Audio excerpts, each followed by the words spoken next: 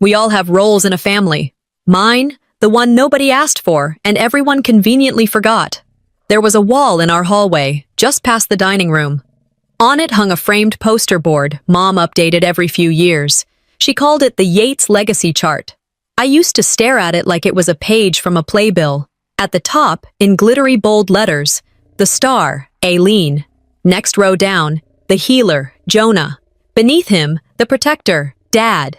Even Mom gave herself a title, the anchor.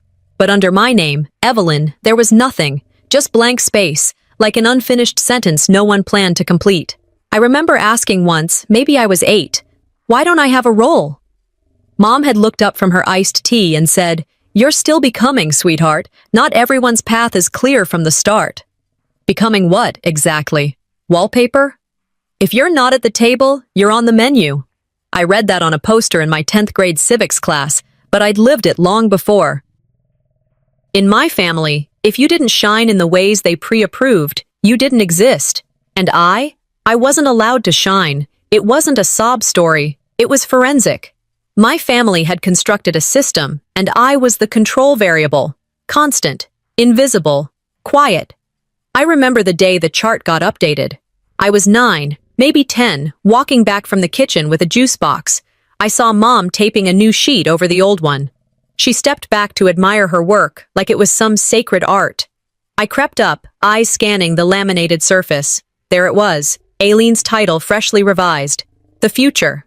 Jonah's upgraded too. The Rock. I scanned down to my name, still blank. I hesitated. What about me? We'll find something for you soon, Mom said without turning. Then she walked off to fold laundry. Aileen had just won a district-wide math contest. She got a weekend trip and a new laptop. Jonah made varsity football at 13. Dad joked that he had shoulders made for legacy. And me, I'd gotten a participation ribbon in a spelling bee and a needs improvement in math, but I also read college-level books. Not that anyone noticed. I stayed in my lane. That was the first time I felt it, this hollowness in the room when I entered, like everyone else knew what part they played, and I was the placeholder. I didn't act out, didn't throw tantrums. I tried to be helpful, setting the table, double-checking chores, memorizing birthdays. Still, I was treated like a footnote. Maybe if I worked harder. In 3rd grade, I started reading above grade level. My teacher, Mrs. Harper, suggested I be tested for the gifted program. I remember the way she crouched beside my desk and whispered, "You're quick, Evelyn. Let's get you into a space where you can stretch." I beamed. I ran home that day, practically skipping. That night, I told Mom at dinner. She smiled, tight-lipped, and said, "Oh, that's interesting." The next week, she had a meeting with Mrs. Harper and the school counselor. She didn't invite me. I waited outside the office, legs swinging, stomach tight. When Mom walked out, she patted my shoulder and said, "You'll stay in your current class, sweetheart. Advanced programs can be overwhelming." That was it. Mrs. Harper never brought it up again. She started giving me simpler tasks. "Stick to what you enjoy," she said once, handing me a coloring worksheet while the other kids worked on logic puzzles. I didn't understand it at first. Then, years later, I found the letter in a folder Mom had tossed during spring cleaning. She'd written to the school, "Evelyn tends to overthink and gets easily discouraged under academic pressure. We prefer she remain in a nurturing, low-stress environment." She made me sound fragile, like a cracked vase you place out of reach, not because it's precious, but because it might shatter. I stopped volunteering answers, stopped asking questions. The smart one was already taken by Eileen. There wasn't room for two. They didn't raise a daughter. They cast a supporting role.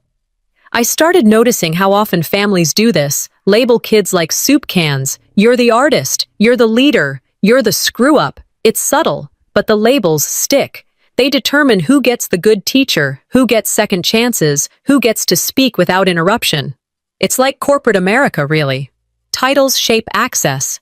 They shape belief. Assistant and associate might sound similar, but only one gets invited to the table. The rest? Background noise. There was one Sunday dinner I remember vividly. I was 15. Mom had made roast chicken. The table was set with linen napkins. Everyone had wine but me, sparkling water in a crystal glass. Aileen had just aced her SATs. Jonah was named team captain. Dad toasted both of them, pride thick in his voice. I waited. Just a moment of eye contact, a question about my week, anything. Instead, I cleared my throat. I've been building a little app. Mom smiled without looking up. That's cute, honey. Aileen built a robot in sophomore year, remember? The table laughed. Not at me exactly, but around me. I nodded, chewed my food, swallowed more than just chicken. That night, in my room, I wrote something down for the first time. I didn't know it yet, but it would become a mantra. They don't get to decide who I am. The chart may have erased me, but something was about to happen that would make it impossible for them to ignore me again. They didn't know it yet, but I had already started rewriting the script they wrote for me. There's a certain kind of quiet that settles into your bones when your effort is praised. For someone else. I learned that kind of silence early. Not the peaceful kind, the kind that presses on your lungs, that makes you smile while swallowing your voice. At school, we had a district-wide science fair. I worked on a project that tracked climate changes using basic sensors and code. I spent 2 weeks fine-tuning it, writing and rewriting lines of code until the results finally aligned. I stayed after school every day, using an old desktop in the library, logged in under a generic student account because my name wasn't registered for advanced use. The day of the presentation, I wore my best denim jacket and brought my printed charts in a borrowed trifold board. I stood next to my project, heart thudding, while the judges nodded politely. My teacher said, "Impressive work, Evelyn," with a hand on my shoulder. I let myself believe something might finally be different. But when they announced the winner, it wasn't me. Not exactly. The award for Best Tech Innovation goes to Eileen Yates. The principal beamed. I blinked. My sister stood up. She walked to the front, smiling modestly. I waited. Maybe she'd say something.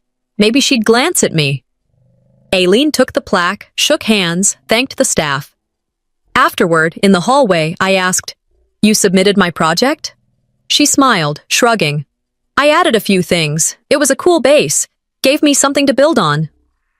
I didn't respond. I couldn't. I walked home ahead of everyone and sat on the edge of my bed, jacket still on. That was the moment I stopped believing merit was enough. Later that evening, I heard my mother on the phone. Her voice was hushed, but I caught the words. It makes more sense this way. Evelyn doesn't like the spotlight anyway. She was right. I didn't. Not anymore. There's a different kind of erasure that doesn't happen on paper, but on refrigerators. Around Christmas, Mom sent out the usual family holiday cards. She was particular about them, matching sweaters, specific angles, 3 shots maximum, because no one has time to flip through 10 versions. When our neighbor, Mrs. Carmichael, invited me in to help her decorate her tree, I saw the card pinned to her fridge. I moved closer, smiling at the photo, until I realized my face was barely visible, faded, dimmed like someone lowered the exposure. I excused myself and went home. Later that night, while doing dishes, I asked, "Did you edit the holiday card?" Mom glanced over, drying a glass. "You blinked in that shot. It didn't look right." I adjusted it a bit. I hadn't blinked. I remembered staring straight at the camera, hoping for once that maybe I'd look just as polished, just as important. But I didn't shine the way they wanted, so they lowered the brightness, literally. After that, I stopped raising my hand in class. I didn't sign up for clubs. I didn't submit my poems to the school newsletter. I started watching people instead, taking mental notes. I listened when Aileen spun stories about how she had to help me with math, even though I was doing just fine. I watched Jonah get extra attention from Dad just by asking vague questions about mechanics I had actually explained to him the night before. I learned the quiet dance of invisibility, the art of shrinking on cue. There was a saying I stumbled upon years later that finally made sense to me. When the people who are supposed to see you look right past you, it rewires you. It did. I became allergic to recognition. I'd sit in meetings at work, ideas fully formed in my head, but I'd wait for someone else to say them first. I rarely took credit, not because I lacked confidence, but because I had been trained not to expect it to stick. When you're used to being skipped, you start skipping yourself. But something shifted when I started keeping things. I didn't know why at first. Maybe it was instinct. Maybe it was survival. But after that science fair, I began saving every draft, every code snippet, every sketch. I created backup folders on a school thumb drive I never turned in. I labeled each one with weird, unassuming titles: Notes for Later, Junk Set 4, Random Edits. At birthday dinners, when Mom posted family photos, I took screenshots before she could crop them. I kept copies of the originals.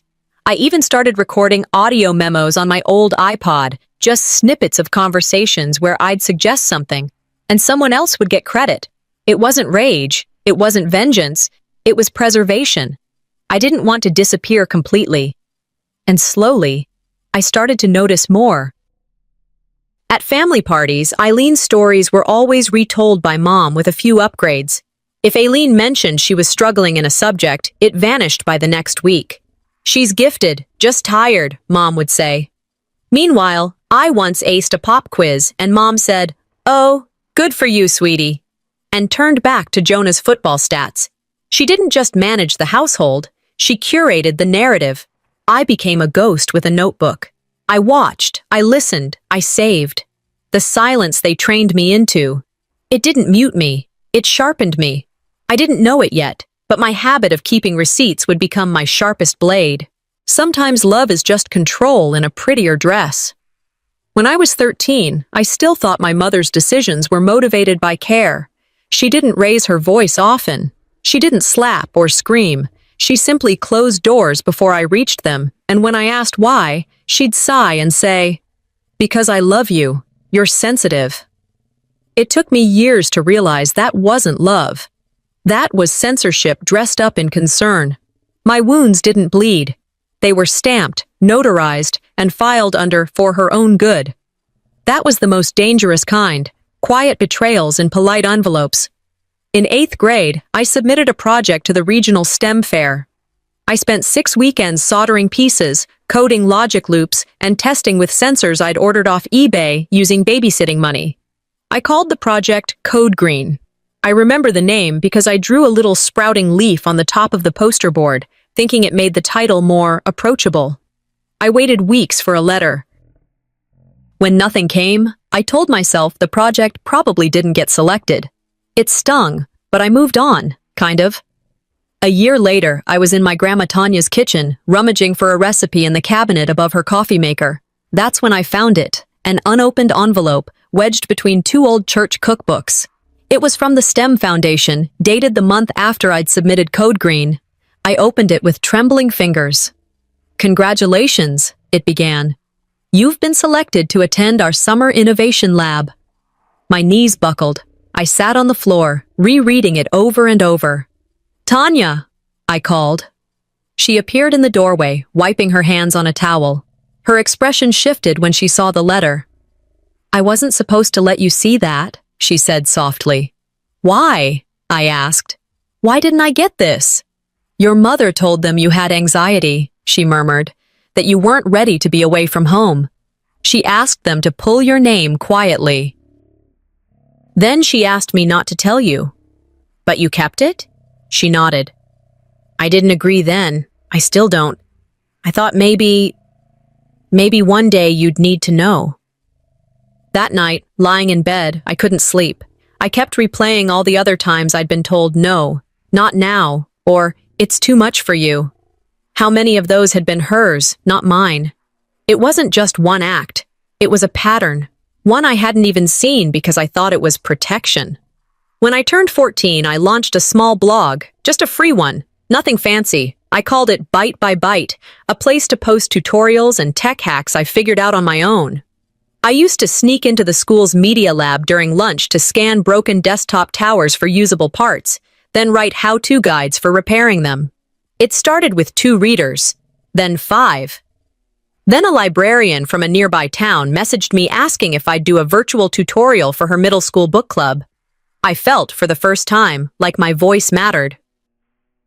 Then, one Monday morning, I opened the dashboard to check comments, and everything was gone. No posts, no drafts, just a blank login screen and a message. Your account has been removed due to repeated violations of content policy. I ran to Mom in a panic. Something happened to my blog, I said. Can we call them? She didn't look up from her phone. No need. I reported it. I blinked. You what? They contacted me after seeing you were underage. I told them you were using plagiarized material, she said calmly. That content wasn't yours, Evelyn. Don't humiliate yourself. I stood frozen. It was mine, I whispered. She raised her eyes, cool and unflinching. It sounded too advanced. They'd never believe it came from you. That night, I didn't cry. I copied every offline version I had of my drafts into a flash drive and labeled it, "Not yours." Theft isn't always about money. Sometimes the thing stolen is belief.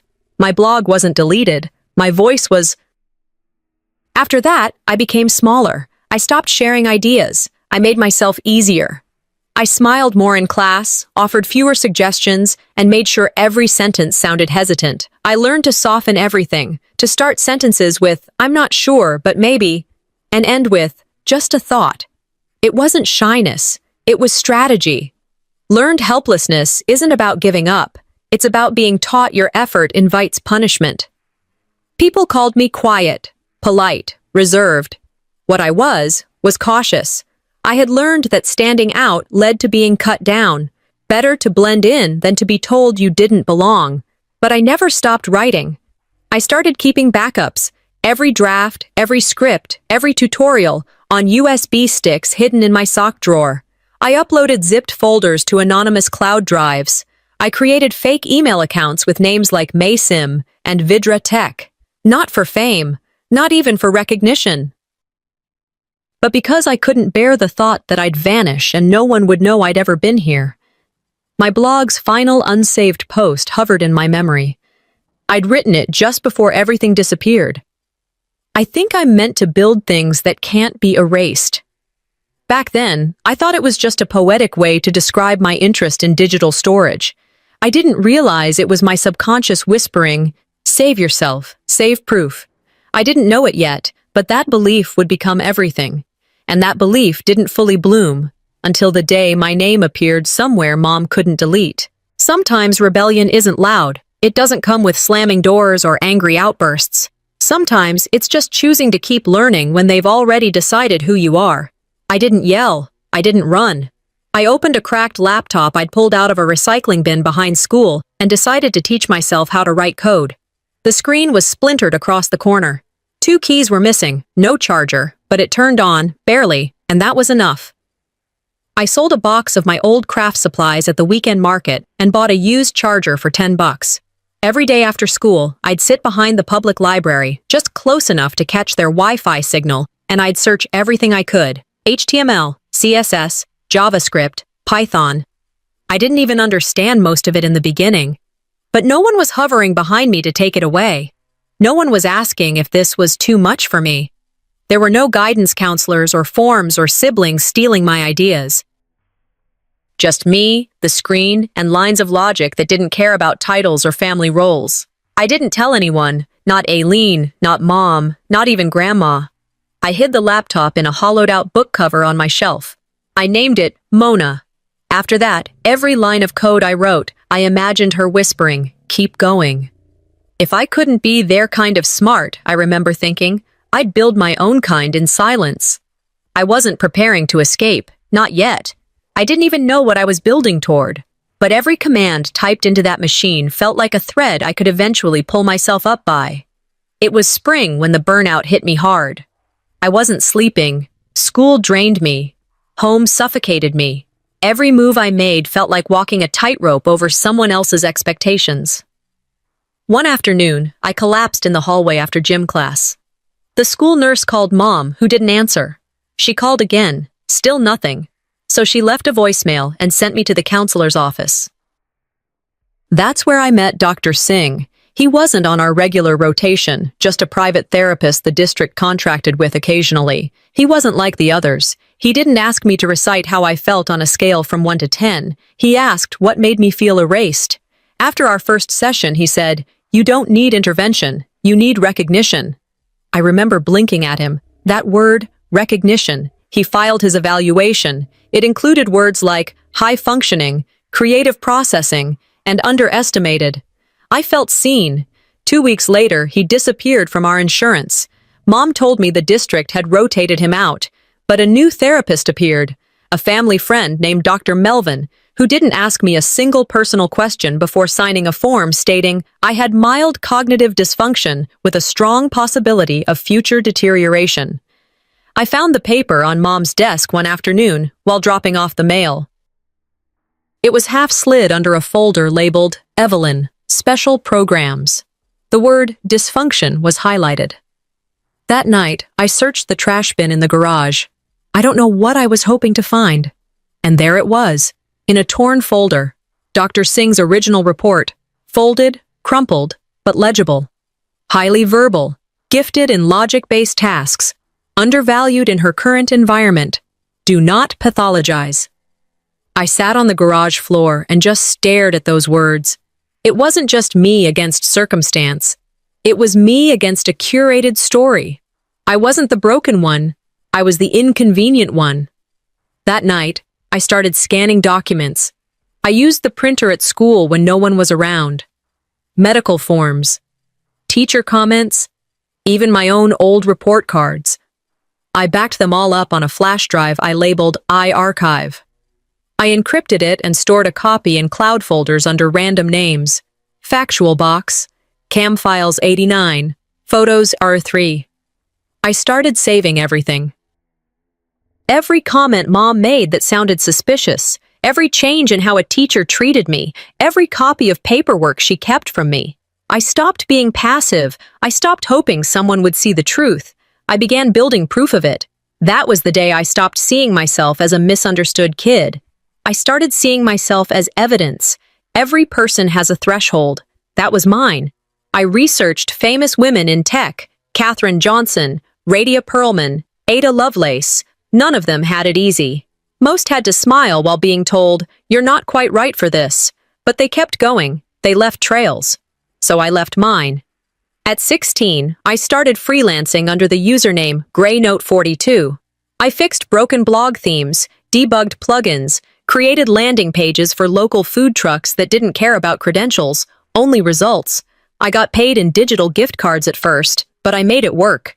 My first $25 card bought me a new flash drive. I named it Factual Me. There was a specific kind of thrill watching my code compile without errors. It was clean, immediate, honest. No one could say it was theirs. One night, sitting at my desk while the house was asleep, I watched the screen go green after hours of testing a script that filtered product data for an online catalog. I whispered out loud, "That's mine. All mine." And for the first time, I believed it.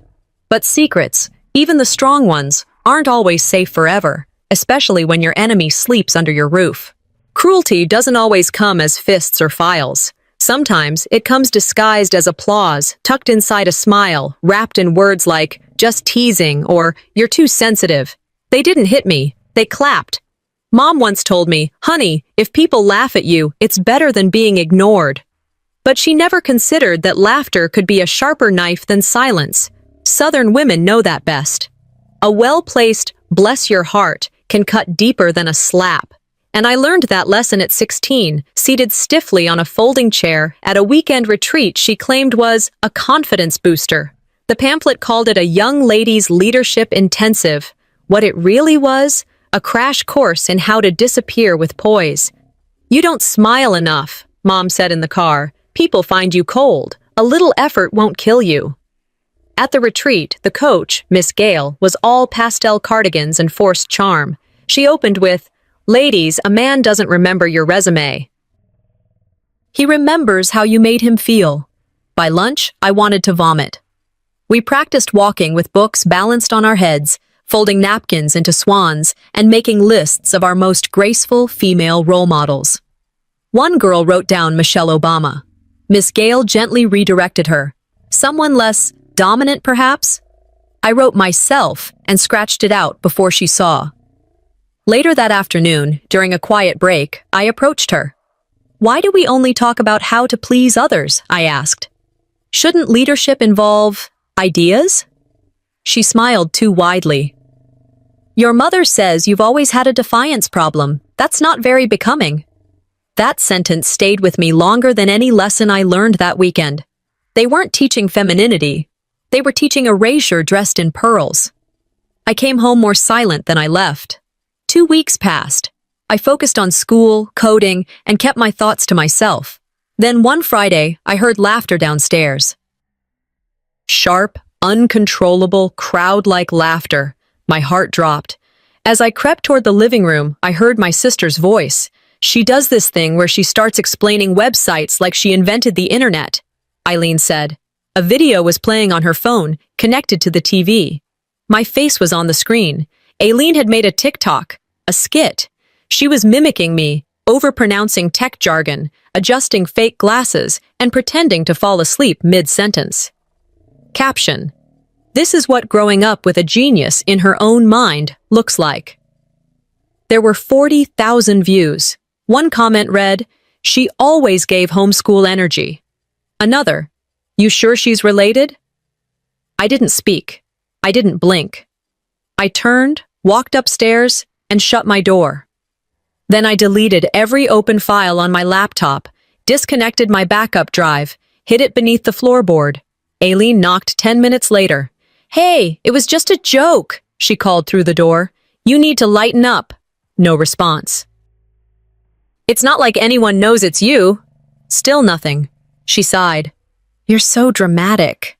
I stared at the blank monitor in front of me, pulse hammering behind my eyes. Jokes are weapons with punchlines, especially when the family hands you the ammunition. That night, I scrubbed my online presence, deleted my profiles, changed every username, started using VPNs, rerouted IPs. Every freelance gig I applied for had a new alias. EY by noted.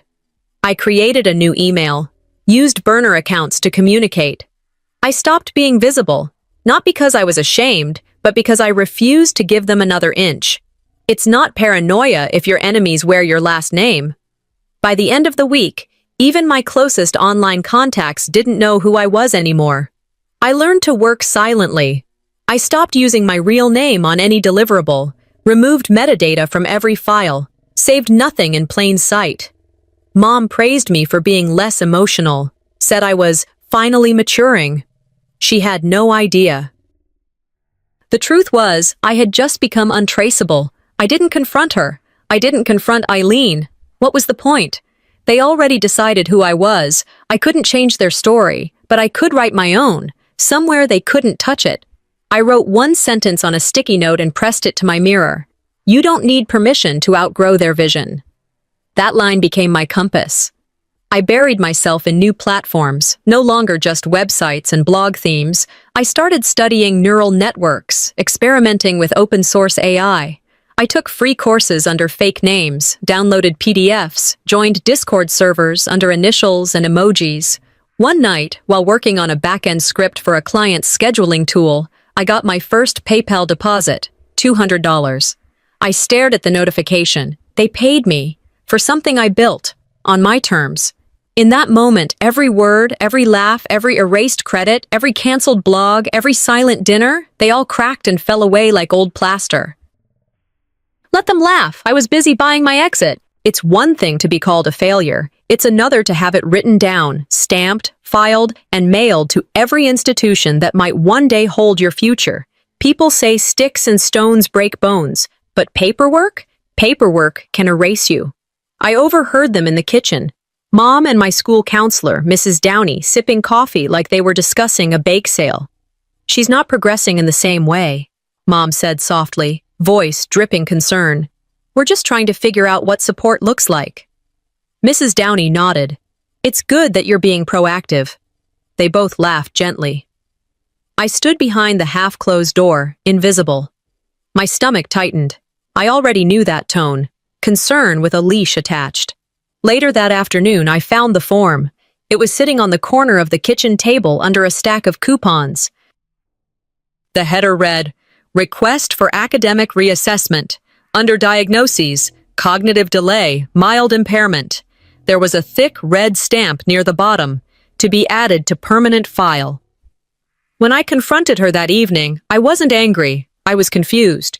"You're telling people I'm impaired?" I held up the form. She didn't flinch. "It's a precaution, Evelyn. You've been under a lot of stress lately.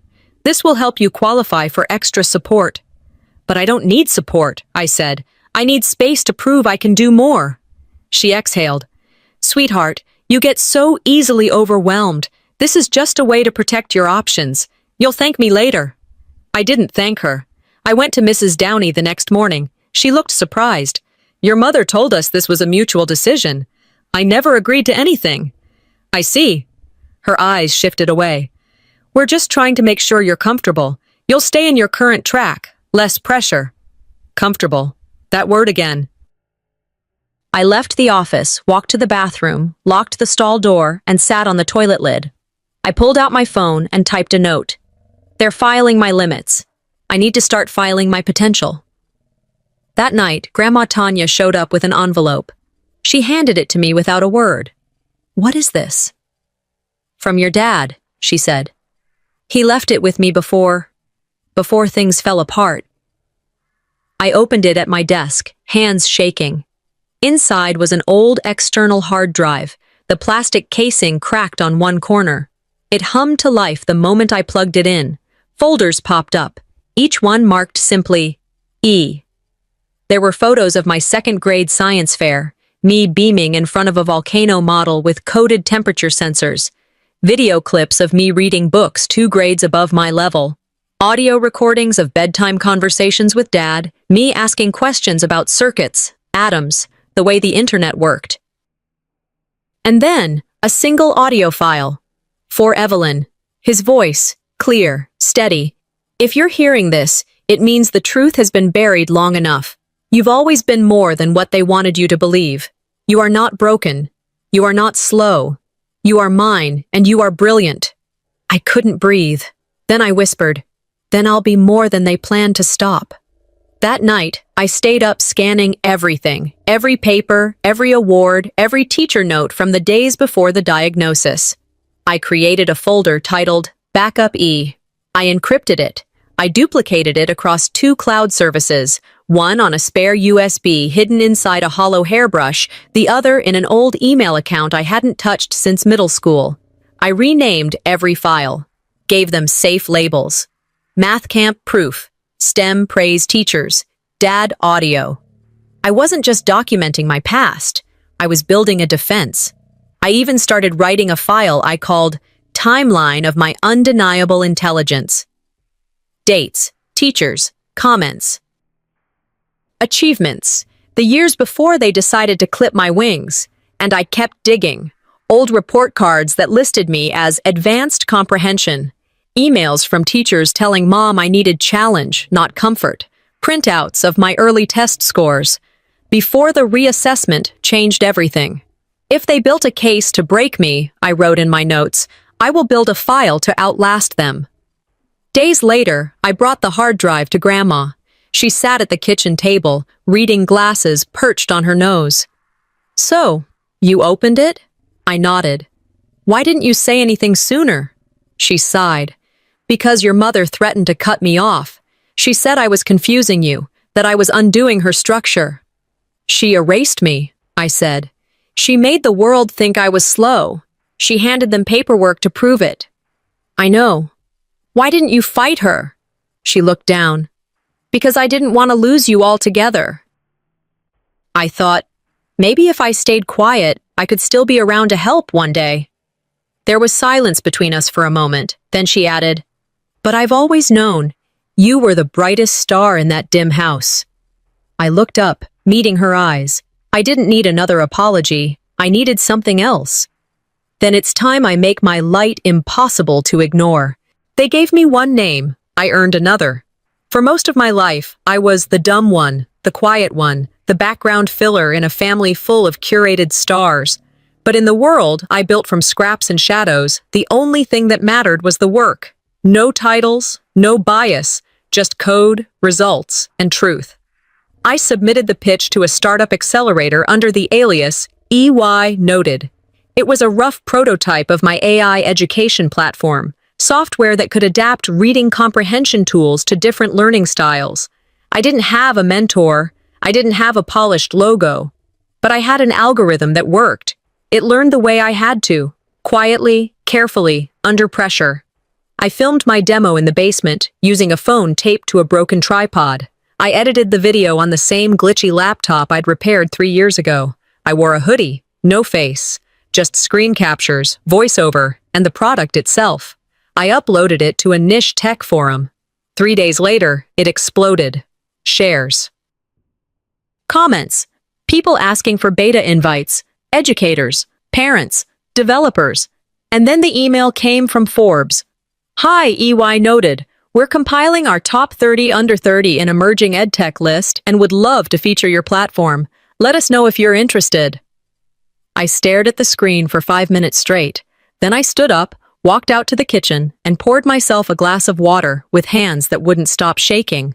They didn't ask for my degree. They didn't ask who my family was. They didn't know my mother. They didn't care what the school files said. They just liked the work. Forbes ran the article using a cropped image from my LinkedIn burner, nothing with my full name, just EY noted, age 20, independent software developer. My prototype got its own paragraph, and the article closed with, proof that talent often grows where no one is looking. I read it 10 times. They didn't need to know my name to respect my work, I whispered. Which means I've been lied to my whole life. That night, I received a text. Aileen, WTF Evelyn, is this for real? Attached was a screenshot of her Instagram story. My profile, my work, my photo. Posted with, wait, is this my little sister? And a trail of wide-eye emojis. My phone buzzed again. Family group chat. Cousin Kayla, why didn't you tell us? Uncle Ray, this is amazing. Mom said nothing. Dad's name stayed gray, silent, absent as always. Then Aileen called. I let it ring once, twice. I answered. I thought Mom said that came from some MIT startup, she blurted. That you were just helping test it or something? It came from someone she didn't think could build it. Long silence, then softer. I didn't know. You didn't ask. She exhaled. Look, I didn't mean for... I'm not here to make you feel better about it. Click. The next morning, I had 4 missed calls and 8 new messages. Extended family. People I hadn't spoken to since Grandma's last birthday party. I always knew you had something special. Your mom told us you were sick. Can we get an interview for our school newsletter? It was funny how quickly narratives flipped when strangers started clapping. 1 year ago, Mom told me to stop pretending to be techie. Now suddenly, I was a prodigy. I didn't delete any of the old messages. I kept the one where she said, "It's cute that you're trying to do something with computers."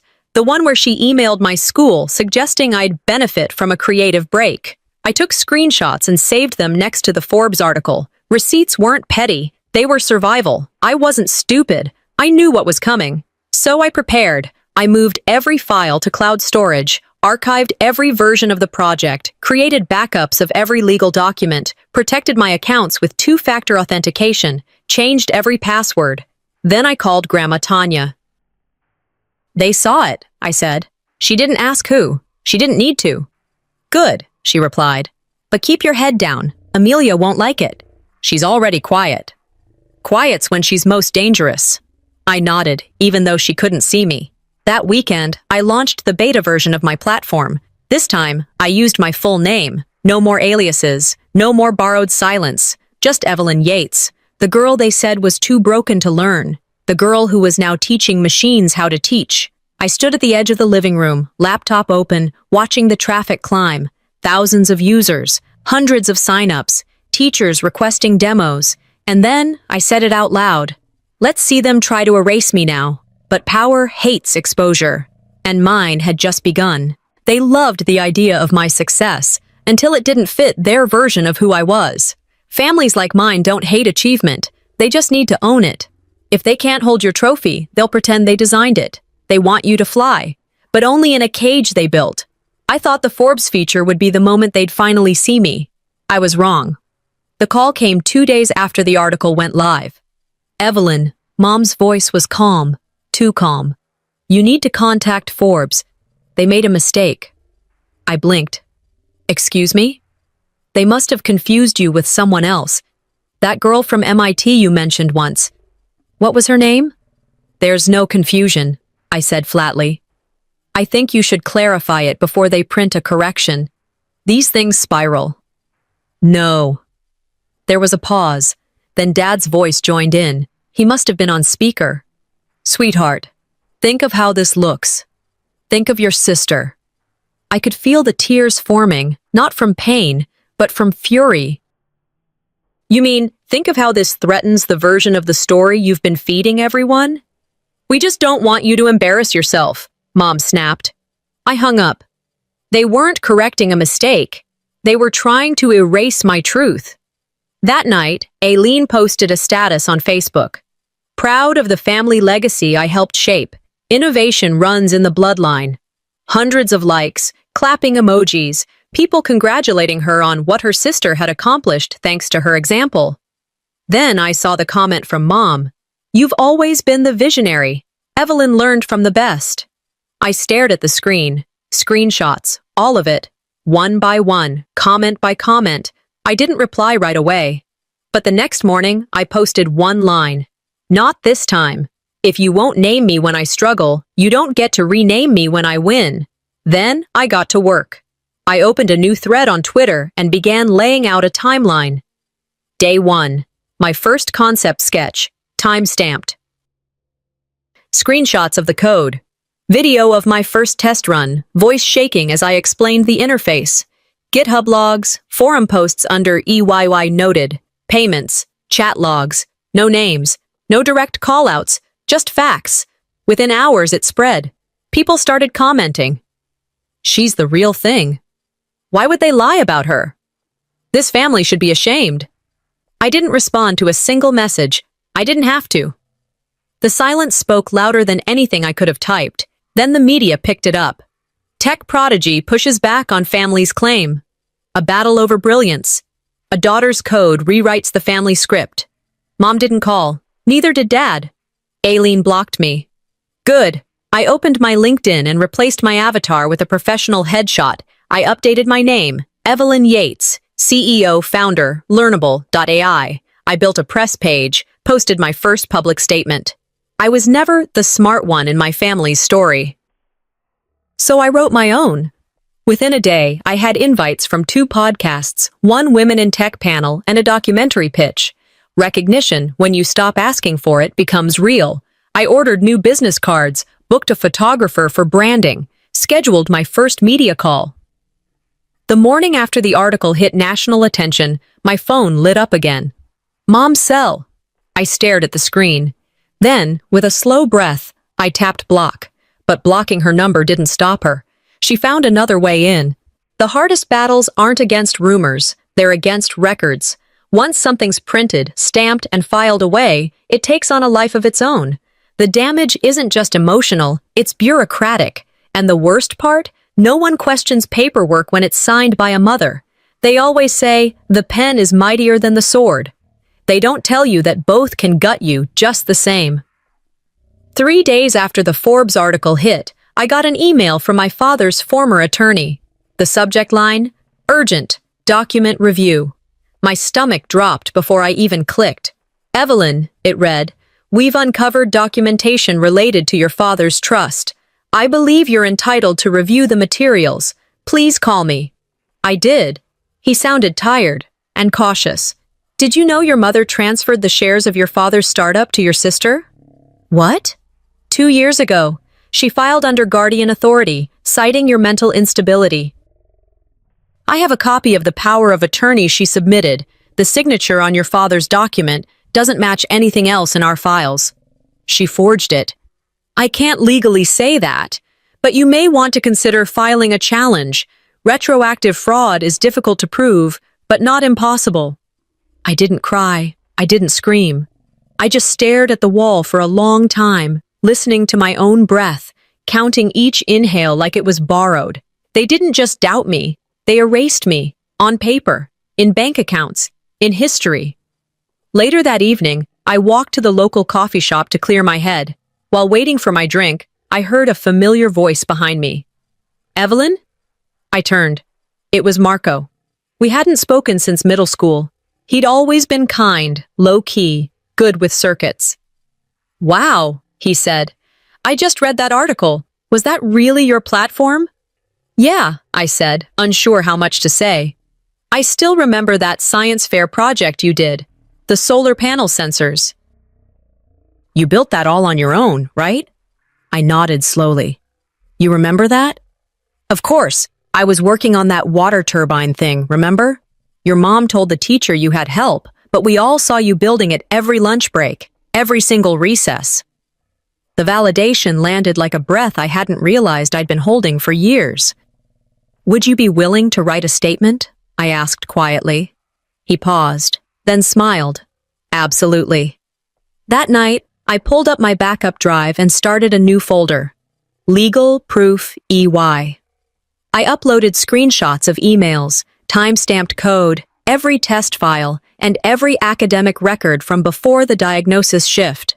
I scanned my dad's handwritten notes, especially the one from our final project together before he died. At the bottom of one page, in his clean block letters, "You are the founder. No one else gets to say that." Grandma helped me dig through the mail. Hidden among credit card statements and catalogs was a letter he'd written to me the year he passed. Evelyn, I don't know what version of you they'll try to sell the world. Just remember, the one I knew was always 2 steps ahead. I saved that in the archive, too. By morning, I had a digital wall of evidence. My life turned into a case file. I emailed it to my lawyer and added, if they can build a lie with paper, I can build the truth with code. Later that afternoon, I sat by the window and opened the document that had gutted me, the forged transfer. I read every word, every signature, every date. I traced her handwriting, line by line. My mother had planned this carefully. The date of filing was 3 weeks after my supposed diagnosis. The notary was one of her bridge club friends. It was a performance sealed in ink. I broke. I sank to the floor, head against the wall. This wasn't just theft, I whispered. It was identity laundering. I stayed there for almost an hour. Then I stood up, and I wrote a new public post. You can't legally inherit brilliance. You have to earn it. People shared it. Journalists reached out. Former classmates messaged me privately. Some apologized. Some admitted they never really questioned the things they'd heard. I didn't respond. I wasn't building a reputation anymore. I was reclaiming it. That night, I stared at my reflection in the mirror, eyes puffy but focused. If they used paper to destroy me, I said aloud, I'll use proof to build myself. I clicked send on the fraud claim, but I didn't know that the paper I filed would make her go for blood. When someone loses power, they don't always let go. Sometimes they repackage it as protection. That's exactly what Mom did. She didn't scream, she signed. It had been exactly 1 week since I filed the fraud complaint about the forged inheritance documents. Just enough time for her to recover, regroup, and strike back. But I wasn't ready for the form her revenge would take. A beige envelope arrived at my apartment door, hand-delivered. I opened it without reading the return address. Inside, a legal notice. My mother had filed for emergency guardianship over me. I sat down, rereading the words again and again. Citing ongoing mental instability, public delusions of grandeur, inability to manage personal and professional affairs. I scanned for the name of the county court. It wasn't even Plano. It was some rural town I'd never heard of, 3 counties over. Probably to dodge attention. She didn't come with lectures this time. She came with ink. The documents included forged psychiatric notes, pages of outdated report cards, edited to exclude my early awards, even a letter from a licensed counselor, who I quickly discovered was her bridge club friend from church. My hands trembled, but I didn't call her. I called the legal aid line instead. Within an hour, I was speaking to a civil rights attorney named Fiona Clay. She's trying to make you a legal child, Fiona said bluntly. This isn't about your safety. This is about ownership. She wants to undo everything. She wants control on record, but we're not letting that happen. I gathered everything I had: the Forbes article, academic transcripts, tax returns, even my therapy evaluations. Fiona read through it all and looked me straight in the eye over Zoom. We're not fighting a parent. We're fighting a narrative. In the days that followed, I joined private online groups filled with stories just like mine, women whose families had quietly taken away their adulthood through paperwork. Conservatorships filed quietly. Diagnoses manipulated. Careers stalled. Rights revoked. One woman wrote, "If your light burns too bright, some will try to call it a fire hazard." That line stayed with me. I told only Tanya what was happening. She came over that afternoon, saw the documents spread across my table, and placed her hand on mine. "We're going to fix this," she said. "I'll give the judge a statement." Her words were more than comfort. They were a weapon I never expected to have. In her declaration, she wrote, "Evelyn was raised to think she needed permission to be excellent. She doesn't. She never did." The judge received it the next morning. That same day, we were granted an expedited hearing. It would all be decided next Tuesday. For the first time, I was the one being seen in a courtroom, not hidden in the corner of someone else's version of the story. That night, I sat on my bed with files all around me. Color-coded tabs, labeled folders, USB backups. I laid them out like an exhibit. "She wanted control," I whispered. "She's going to get consequences." My laptop blinked with reminders. Call with the attorney, print affidavits, organize witness letters. But I stayed in front of the mirror longer than I should have. I needed to see what I looked like when I wasn't shrinking. I pulled my shoulders back. "She'll see me tomorrow," I whispered. All of me. But what she didn't know was, I wasn't coming alone. When people stop clapping for your downfall, they start confessing. It's not a proverb anyone quotes aloud. It's one you live through. A silent rule written in family bloodlines. Betrayal, when it reverses course, never arrives soft. It arrives soaked in guilt, tied with a bow of hesitation. I walked into that courtroom expecting a knife. Instead, I was handed a rope, one someone else had finally decided to drop. The benches were cold, the lights too sterile. Lawyers shuffled papers like they were prepping for a school presentation instead of something that could ruin or reclaim my life. Mom sat at the front, pristine as ever. Perfectly tailored blazer, arms folded with elegance, not tension. She didn't look at me. The judge entered. We all stood. Then it began. Her attorney went first. "Your Honor, we're here because Ms. Amelia Yates has filed for emergency guardianship over her daughter, Evelyn Yates, citing patterns of emotional instability, erratic behavior, and public delusions. This action is not meant to punish, it is meant to protect." I clenched my hands in my lap. My attorney leaned over. "Breathe." He stood. "Your Honor, we intend to show that this petition is not based in concern, but in retaliation. That the respondent, Ms. Evelyn Yates, is a published developer, a founder of a funded platform, and a mentally stable adult with full autonomy, and that the petitioner's actions are part of a long-standing pattern of suppression." They began presenting achievements, income records, the Forbes article, psychiatric evaluations. None of it surprised me, but the moment that followed did. A chair scraped. Aileen stood up. "Excuse me," she said, glancing at the judge. "May I submit a personal statement?" My breath caught. The room stilled. The judge raised an eyebrow. "Are you listed as a witness?" "No, ma'am, but I'd like to be heard." He nodded. "You may proceed." She walked to the front, hands trembling, voice uneven. "I've watched my sister get dimmed, denied, and dressed up in someone else's failures. I've watched our mother bend stories to suit her fears, and I've played along. Until now." She paused, pulling a folded page from her purse. She started coding before any of us believed in her. I remember the STEM camp letter that got pulled, the blog that disappeared. I knew, and I stayed quiet. I was wrong. Then she looked straight at our mom. "You're not scared she'll get hurt. You're scared she'll outshine you." Gasps rippled through the courtroom. A few people whispered, My knees didn't buckle, but they came close. Mom didn't blink. "They're exaggerating," she said coolly when her turn came. "They've always misunderstood me. I did what I thought was right." The judge sifted through forms, tapping her pen. "I'm seeing inconsistencies, discrepancies in filing dates, conflicts between psychiatric statements." Behind me, Tanya leaned in and whispered, "The mask never holds forever." I looked forward again, this time not at Mom, but through her. "You don't get to define me anymore." The judge called both attorneys forward, reviewed documents silently for a moment, then spoke clearly and without flair. "This court finds no legal basis for guardianship. Furthermore, we are referring the petitioner for review of potential fraud related to previous filings." She turned to me. "Ms. Yates, your rights remain intact. You may pursue further legal action as you see fit." I exhaled, finally. Outside the courtroom, reporters waited. I ignored them. In the hallway, Tanya hugged me. Aileen stood a few feet back. I walked over. We didn't speak. She opened her arms. I nodded and stepped into them. That night, I sat alone in my apartment. I didn't need her apology.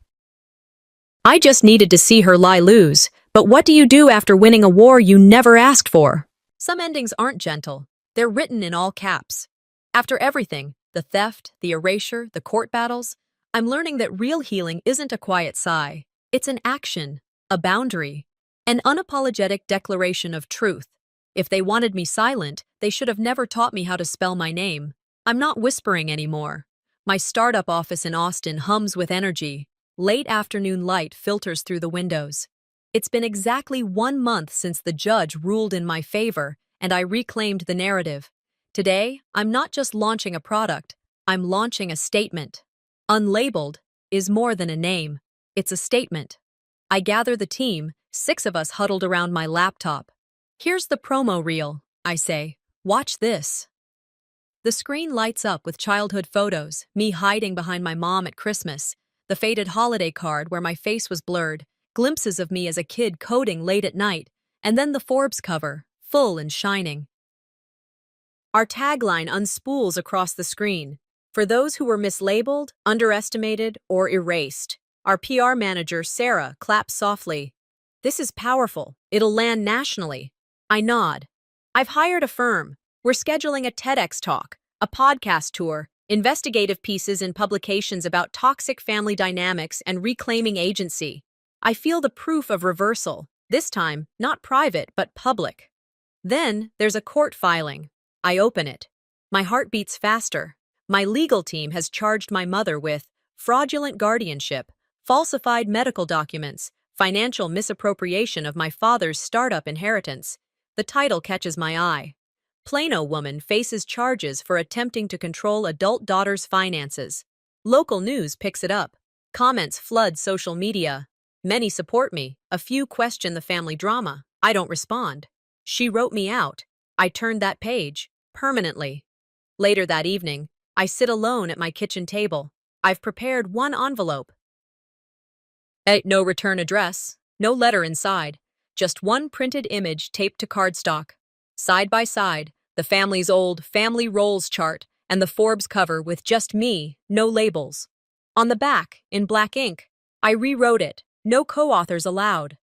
I seal the envelope and mail it to Mom's house the next morning. Then I delete her number from my phone, block her emails.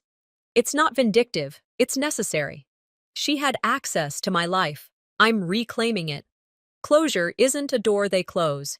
It's one you build, bolt, and walk past without looking back. A few weeks later, I sit at my desk, window open to a warm Texas morning. I reflect. They were right to be afraid of what I'd become, not because I was dangerous, but because I don't need permission anymore. Some milestones. My team has grown to 20+ employees. I mentor young women in STEM, guiding them so they don't wait to be introduced. I've joined advocacy efforts for legal reform around guardianship abuse. They gave me a label. I built an empire. I'm not signing something out of fear. This time, I sign with pride. If you ever wondered who I became, check the byline. I don't hide behind anyone anymore.